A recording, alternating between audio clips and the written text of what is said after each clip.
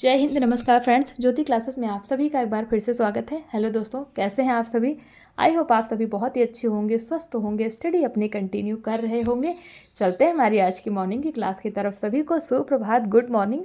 और देखते हैं आज के दिन क्या है कुछ खास। तो फ्रेंड्स, आज है हमारा 30 मार्च की हिस्ट्री देख लेते हैं।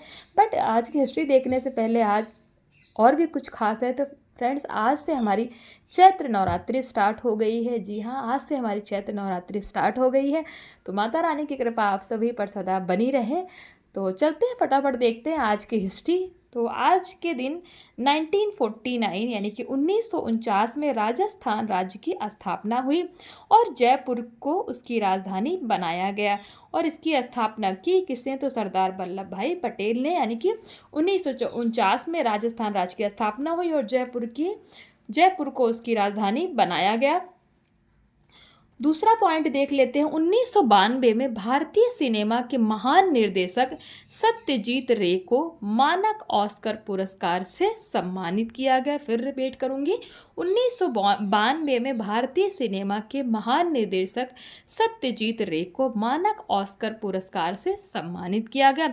और जो तीसरी हमारी घटना हुई थी 1982 में, नासा के अंतरिक्ष यान कोलंबिया ने STS-3 मिशन पूरा कर पृथ्वी पर वापसी की थी। तो हमने 2-3 घटनाओं के बारे में जाना। पहला क्या, आज के ही दिन राजस्थान राज्य की स्थापना हुई और ये हुई कब? 1949 में यानी कि 1949 में। और जयपुर को उसकी राजधानी बनाई गई और इसकी स्थापना की किसने? तो सरदार वल्लभ भाई पटेल ने। और दूसरा जो हमने पॉइंट देखा, 1992 में भारतीय सिनेमा के महान निर्देशक सत्यजीत रे को मानक ऑस्कर पुरस्कार से सम्मानित किया गया। और तीसरा और लास्ट पॉइंट हमने जो देखा वो है 1982 में नासा के अंतरिक्ष यान कोलंबिया ने STS-3 मिशन पूरा कर पृथ्वी पर वापसी की थी। ये तो हमने 2-3 पॉइंट जाने किसके बारे में? आज की हिस्ट्री के बारे में।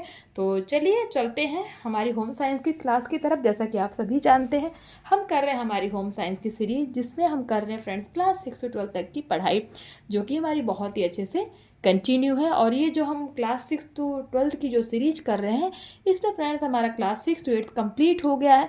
क्लास 9th भी ऑलमोस्ट कंप्लीट होने वाला है। अगर अभी तक आपने हमारी इन सारी वीडियोस को नहीं देखा है तो प्लेलिस्ट में जाके वहाँ से वीडियोस वॉच आउट करके अपने कॉन्सेप्ट को आप क्लियर कर सकते हैं। क्योंकि फ्रेंड्स, हर एक टॉपिक को हमने बहुत ही डिटेल में कवर किया है और इतने डिटेल में कवर करने का हमारा एक ही उद्देश्य है कि एक बार आप इस सीरीज को अच्छे से पढ़ डालिए, ताकि होम साइंस से रिलेटेड कोई भी डाउट आपके माइंड में ना रह जाए। चाहे आप किसी क्लास के लर्नर्स हो या फिर किसी कॉम्पिटिटिव एग्जाम की तैयारी कर रहे हो किसी भी स्टेट के लिए, या फिर साथ ही साथ आप किसी भी फील्ड में होम साइंस से रिलेटेड अपना करियर देख रहे हैं ना, तो सभी के लिए सीरीज़ काफ़ी हेल्पफुल होने वाली है। और हाँ, इन वीडियोस को ज़्यादा से ज़्यादा अपने दोस्तों के साथ भी शेयर कीजिए, ताकि वो भी हमारी इस सीरीज़ के साथ जुड़ सके। और हाँ फ्रेंड्स, चैनल पर अगर नए आए हैं तो चैनल को सब्सक्राइब करके बेल आइकन अवश्य प्रेस कीजिए और बन जाइए हमारी सीरीज़ के साथ। और अपनी राय भी हमें कमेंट के माध्यम से अवश्य बताइए, क्योंकि आपकी हर एक राय हमारे लिए बहुत ही इंपॉर्टेंट होती है। चाहे फिर आप लाइक, डिसलाइक, कमेंट कुछ भी करें, बट प्लीज़ फ्रेंड्स रिस्पॉन्स अवश्य क्या करें। चलते हैं इसी के साथ हमारी आज की क्लास की तरफ। आज की क्लास में हम करने वाले फ्रेंड्स क्वेश्चन आंसर्स की प्रैक्टिस। और क्वेश्चन आंसर्स की प्रैक्टिस हम किस चैप्टर की करने वाले हैं? तो ये देखिए, हमने स्टार्ट किया था क्या? चैप्टर 20 था हमारा, रोगी का कमरा एवं उसकी व्यवस्था। ये हमने पूरा चैप्टर कंप्लीट किया था। तो आज इसी से रिलेटेड फ्रेंड्स हम कुछ क्वेश्चन आंसर्स की प्रैक्टिस करेंगे। प्रीवियस क्लास में हमने ये सारा ही सब कुछ एक ही क्लास में कर डाला था। पूरा मतलब चैप्टर छोटा था, तो एक ही क्लास में हमने सारा चैप्टर कवर कर डाला था। तो आई होप आपने उस वीडियो को देखा होगा। नहीं देखा है तो प्लेलिस्ट में जाके वीडियो देख करके अपने सारे कॉन्सेप्ट इस टॉपिक से क्लियर कर सकते हैं। अब चलते देखते हैं क्वेश्चन आंसर आज के कौन कौन से हैं। पहले तो हम करेंगे बहुविकल्पी, it means objective type question. Question 1 कहता है, यदि व्यक्ति संक्रामक रोग से ग्रस्त हो तो उसे कहाँ रखना चाहिए? संक्रामक क्या होता है? जो फैलने वाला रोग है। अगर कोई व्यक्ति उससे ग्रस्त है तो उसे कहाँ रखना चाहिए? ऑप्शन ए कहता है बरामदे में, ऑप्शन बी बच्चे के कमरे में, ऑप्शन सी रसोई घर में, ऑप्शन डी अलग कमरे में। तो हमने पढ़ा था प्रीवियस क्लास में, यदि व्यक्ति संक्रामक रोग से ग्रस्त हो तो उसे कहाँ रखना चाहिए? अलग कमरे में रखना चाहिए। It means option D is हमारा राइट आंसर। क्वेश्चन 2 कहता है, कमरे में कीटाणु किस कारण उत्पन्न होते हैं? ऑप्शन ए दुर्गंधी एवं सीलन के कारण, ऑप्शन बी धूप के कारण, ऑप्शन सी कम प्रकाश, ऑप्शन डी इनमें से कोई नहीं। फ्रेंड्स, कमरे में कीटाणु किसके कारण उत्पन्न होते हैं? तो दुर्गंध एवं सीलन के कारण। It means option A is हमारा राइट आंसर। क्वेश्चन 3 देखते हैं, रोगी का कमरा कहाँ होना चाहिए? ऑप्शन ए कहता है पशुशाला के पास, ऑप्शन बी रसोई घर के पास, ऑप्शन सी शौचालय स्नान घर व बरामदे के पास, ऑप्शन डी इनमें से कोई नहीं। तो फ्रेंड्स, जो रोगी का कमरा होता है वो कहाँ होना चाहिए? शौचालय स्नान घर व बरामदे के पास। इनके पास क्यों होना चाहिए? आप कमेंट करके बताइए, हमने पढ़ा था। नेक्स्ट क्वेश्चन है हमारा, रोगी के कमरे की दीवारों पर पुताई होनी चाहिए। किसकी पुताई होनी चाहिए? ऑप्शन ए पेंट से, ऑप्शन बी मिट्टी से, ऑप्शन सी चूने से, ऑप्शन डी गेरू से। तो फ्रेंड्स, रोगी का जो कमरा होता है ना उसकी पुताई किससे होना चाहिए? चूने से होना चाहिए। तो ऑप्शन सी इज हमारा राइट आंसर। क्वेश्चन 5 है, रोगी के कमरे का आवश्यक सामान कौन सा है? यानी कि जो कोई बीमार व्यक्ति है उसके कमरे में आवश्यक सामान कौन सा होना चाहिए, इसके बारे में भी हमने पढ़ा था। तो ऑप्शन ए कहता है हमारा रेडियो चार्ट, ऑप्शन बी पलंग मेज कुर्सी अलमारी, ऑप्शन सी पलंग अलमारी टेलीविजन, ऑप्शन डी कहता है उपरोक्त सभी, यानी कि ये सारे ही होने चाहिए। तो इट मीन्स ये हमारा जो रोगी के कमरे का आवश्यक सामान रेडियो चार्ट भी है, पलंग मेज कुर्सी अलमारी भी है, पलंग अलमारी टेलीविजन भी, तो उपरोक्त सभी। हमारा option D is right answer. Next question देखते हैं, रोगी के कमरे का पलंग होना चाहिए कैसा? ऑप्शन ए फोल्डिंग वाली चारपाई, ऑप्शन बी लकड़ी वाला तख्त, ऑप्शन सी स्प्रिंग द्वारा कसा हुआ पलंग, ऑप्शन डी सुतली वाली चारपाई। तो फ्रेंड्स, रोगी के कमरे में जो पलंग होनी चाहिए वो कैसी होनी चाहिए? स्प्रिंग द्वारा कसा हुआ पलंग होना चाहिए। क्वेश्चन 7 देखते हैं, रोगी के पहनने के वस्त्र होने चाहिए कैसे? ऑप्शन ए सूती, ऑप्शन बी टेरिकॉट, ऑप्शन सी रेशमी, ऑप्शन डी नायलॉन। फ्रेंड्स, रोगी के पहनने के वस्त्र हमेशा कैसे होने चाहिए? सूती होना चाहिए। क्वेश्चन 8 से देखते हैं, रोगी के कमरे की संवातन व्यवस्था कैसी होनी है? जो वेंटिलेशन होता है उसकी व्यवस्था कैसी होनी चाहिए? ऑप्शन ए शुद्ध वायु का आगमन, ऑप्शन बी अशुद्ध वायु का निर्गमन, ऑप्शन ए और बी दोनों, ऑप्शन डी इनमें से कोई नहीं। तो फ्रेंड्स, जो रोगी का कमरा होता है उसमें शुद्ध वायु का आगमन भी होना चाहिए और अशुद्ध वायु का निर्गमन भी होना चाहिए। तो इट मीन्स ऑप्शन सी हमारा ए और B is right answer. Next question देखते हैं, रोगी के कमरे में बल्ब का प्रकाश किस रंग का होना चाहिए? ऑप्शन ए कहता है हरा रंग, ऑप्शन बी कहता है दूधिया रंग, ऑप्शन सी लाल रंग, ऑप्शन डी बैंगनी रंग।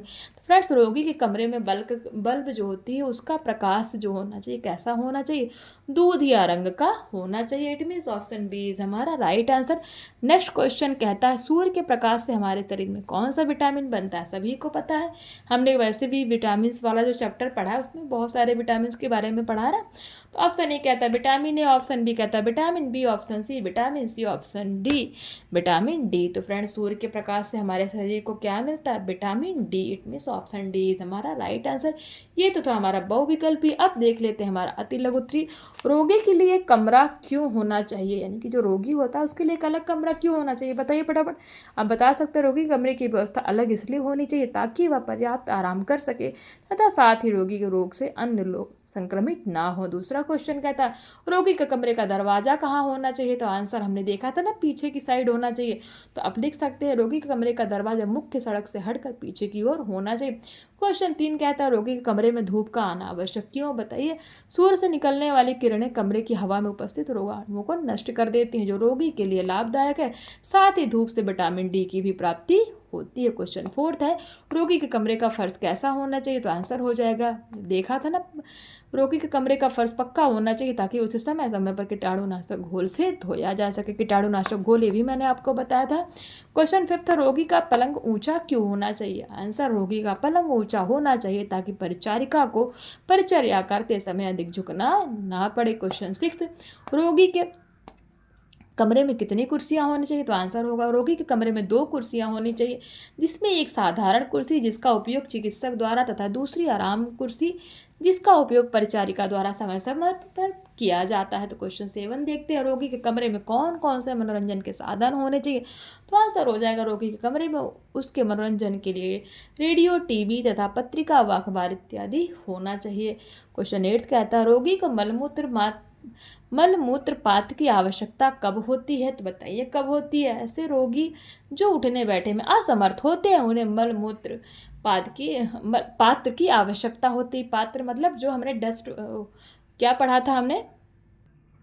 तो हमने मल मूत्र पात्र के बारे में पढ़ा था ना, तो उसकी आवश्यकता होती है। नेक्स्ट क्वेश्चन है, स्वच्छ कमरे का रोगी पर क्या प्रभाव पड़ता है? तो आंसर हो जाएगा, रोगी का कमरा स्वच्छ रहने पर उसका मन प्रसन्न रहेगा और रोगी को शीघ्र स्वास्थ्य लाभ होगा। क्वेश्चन 10th देख लेते हैं, रोगी के कमरे की संवातन की व्यवस्था कैसी होनी चाहिए, यानी कि जो वेंटिलेशन होता है उसकी व्यवस्था कैसी होनी चाहिए? रोगी के कमरे की संवातन व्यवस्था अच्छी होनी चाहिए। कमरे से पर्याप्त खिड़कियाँ, रोशनदान व दरवाजे होने आवश्यक हैं। क्वेश्चन 11, रोगी का कमरे का तापमान कैसा होना चाहिए? तो आंसर हो जाएगा, रोगी के कमरे का तापमान मौसम की आवश्यकता के अनुसार होना चाहिए। सर्दी में रोगी के कमरे को गर्म एवं गर्मी में ठंडा रखना चाहिए। तो क्वेश्चन 12 है, रोगी के कमरे को गर्म करने का सबसे अच्छा उपाय कौन सा है? तो रोगी के कमरे को गर्म करने का सबसे अच्छा उपाय गर्म पानी की थैली तथा बोतलों का प्रयोग होता है। अब ये कुछ क्वेश्चन हमारे लघु उत्तरीय देख लीजिए। क्वेश्चन 1 कहता है, रोगी के लिए अलग कमरे का क्या महत्व है तथा रोगी के कमरे का चयन करते समय किन किन बातों का ध्यान रखना चाहिए? फिर बोलूँगी, रिपीट करूँगी मैं, रोगी के लिए अलग कमरे का क्या महत्व है तथा रोगी के कमरे का चयन करते समय किन किन बातों का ध्यान रखना चाहिए? आप इन क्वेश्चन को नोट डाउन कर लीजिए और इनका आंसर सॉल्व करने की कोशिश कीजिए। वैसे स्क्रीनशॉट आप ले सकते हैं, बट मैं बार बार कहती हूँ आंसर खुद सॉल्व करने की कोशिश किया करिए। क्वेश्चन 2 कहता है, रोगी के कमरे के लिए आवश्यक वस्तुओं की सूची बनाते हुए किन्हीं 2 वस्तुओं का वर्णन कीजिए। और क्वेश्चन 3 कहता है, रोगी के कमरे की सफाई व्यवस्था का क्या महत्व है? बताइए, रोगी के कमरे की सफाई की व्यवस्था का क्या महत्व है? क्वेश्चन 4 कहता है, रोगी के कमरे के लिए संवातन का क्या महत्व है? क्वेश्चन 5, शीत ऋतु में रोगी को ठंड से बचाने के लिए रोगी के कमरे में क्या व्यवस्था होनी चाहिए? और क्वेश्चन 6 है हमारा, रोगी के कमरे में सूर्य का प्रकाश क्यों आवश्यक है? यानी कि जो रोगी होता है उसके कमरे में सूर्य के प्रकाश की व्यवस्था क्यों होना चाहिए? आप चाहे तो इनका स्क्रीनशॉट ले लीजिए। फिर भी मैं बार बार कहूँगी फ्रेंड्स कि आप इनका ना क्वेश्चन आप नोट डाउन करके या फिर क्वेश्चन का स्क्रीनशॉट ले लिया करिए और आप इसको बनाने की कोशिश किया करिए कि आपसे क्वेश्चन बन रहे हैं कि नहीं, आप इनको सॉल्व कर पा रहे हो कि नहीं। तभी तो ये सीरीज़ देखने का आपको बेनिफिट मिलेगा ना, नहीं तो क्या ही फ़ायदा है। तो प्लीज़ क्वेश्चन को मैं बार बार बोलती हूँ, इनको नोट डाउन कर लीजिए या फिर स्क्रीनशॉट ले करके इनको आप पहले वीडियो देखिए, देन क्वेश्चन को सॉल्व करने की कोशिश किया करिए। इसी के साथ हमारा ये चैप्टर कंप्लीट होता है। ये जो हमारा क्या था, हमारा चैप्टर 20 था, तो ये हमारा कंप्लीट होता है with question answers. I hope ये क्लास आपको अच्छी लगी हो, आपके सारे ही कॉन्सेप्ट क्लियर हुए हों। मैंने कोशिश किया है कि आपसे एक भी पॉइंट आपका छूटे ना, सभी आपको क्लियर हो। तो मेरे अकॉर्डिंग तो सारे कॉन्सेप्ट आपके क्लियर हो गए होंगे, बट अगर कुछ रह गया है तो प्लीज़ कमेंट करके बताइए, हम आपके डाउट लेने का पूरा प्रयास करेंगे। मिलते हैं हमारी नेक्स्ट क्लास में, तब तक के लिए जय हिंद, नमस्कार। हंसते रहिए, मुस्कुराते रहिए, एक दूसरे की हेल्प करते रहिए। और हाँ, जाते जाते चैनल को सब्सक्राइब करके ना फ्रेंड्स बेल आइकन प्रेस करके अवश्य जाइएगा, ताकि आप हमारी इस सीरीज़ के साथ जुड़ सके। धन्यवाद।